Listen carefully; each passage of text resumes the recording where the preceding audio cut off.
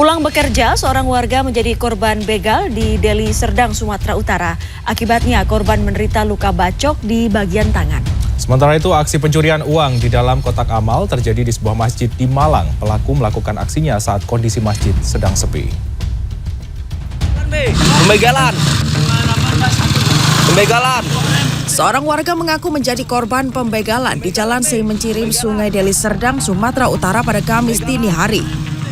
Akibat pembegalan itu, tangan kanan korban terluka usai dibacok oleh kawanan begal. Ditemui pada Jumat siang, Mustaqim menceritakan saat kejadian dirinya sedang menuju rumah dari tempat kerjanya. Di tengah jalan dirinya diikuti segerombolan orang yang menggunakan motor. Para pelaku yang berjumlah 6 orang kemudian membacok dari arah belakang.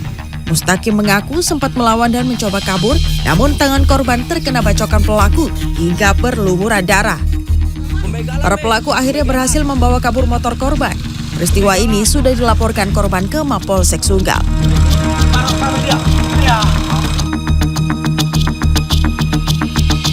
Jumat 9 Juni, Polresta Pekanbaru merilis rekaman CCTV saat 2 orang pelaku penjamretan yang menewaskan korban pada 24 Mei lalu.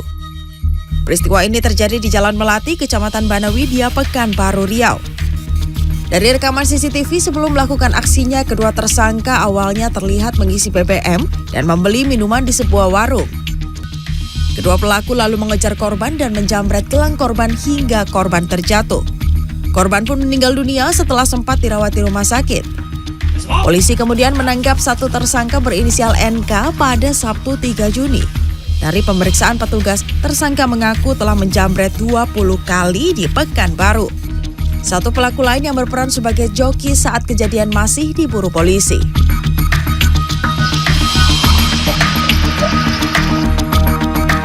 Aksi pencurian uang di dalam kotak amal terjadi di Masjid Nurul Falah, Bandulan, Sukun, Malang, Jawa Timur pada Kamis pagi. Pelaku masuk lewat pintu utama masjid yang tidak pernah dikunci. Setelah berada di dalam masjid, pelaku lalu membawa kotak amal ke tempat imam. Pelaku kemudian memecahkan kaca kotak amal dan mengambil uang di dalam kotak. Pelaku beraksi saat kondisi masjid sedang sepi. Agus Mulyana, Ketua RW 8, menjelaskan aksi pencurian uang di dalam kotak amal Masjid Nurul Falah sudah terjadi lebih dari 5 kali. Warga berharap pelaku bisa segera ditangkap. Tim Liputan CNN Indonesia.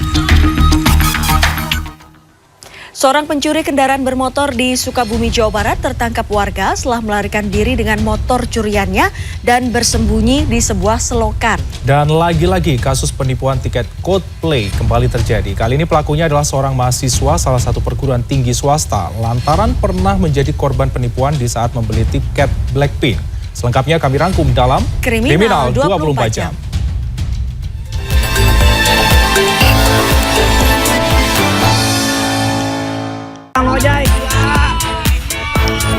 Inilah detik-detik warga menangkap seorang pencuri sepeda motor yang bersembunyi di sebuah selokan dan nekat menenggelamkan diri di Kampung Pakuwon, Kecamatan Parung Kuda, Sukabumi, Jawa Barat pada Jumat sore. Kejadian ini berawal ketika AG mencuri sebuah motor. Aksi pelaku sempat diketahui oleh korban yang langsung meneriaki pelaku hingga akhirnya warga pun mengejar pelaku. Diduga tak tahu jalan, pelaku terjebak di jalan buntu dan langsung meninggalkan motor curiannya, lalu bersembunyi di selokan. Dari keterangan polisi, pelaku diduga berjumlah 2 orang. Satu lain kini masih dalam pengejaran pihak polisian. Inilah proses penangkapan anggota polisi berinisial FFB di Jalan Jenderal Ahmad Yani, Kota Siantar pada Senin malam lalu. Dari tangan pelaku, polisi mendapati narkoba jenis sabu-sabu seberat 68,45 gram dan juga baju dinas Polri di dalam mobil pelaku. Kombes Pol Hadi Wahyudi selaku Kepala Humas Polda Sumatera Utara pada Jumat siang mengatakan saat ditangkap, FFB langsung dibawa ke Polres Asahan untuk dilakukan proses pemeriksaan lebih lanjut. Bila terbukti bersalah, polisi yang ditugaskan di bagian dokes itu akan dipecat.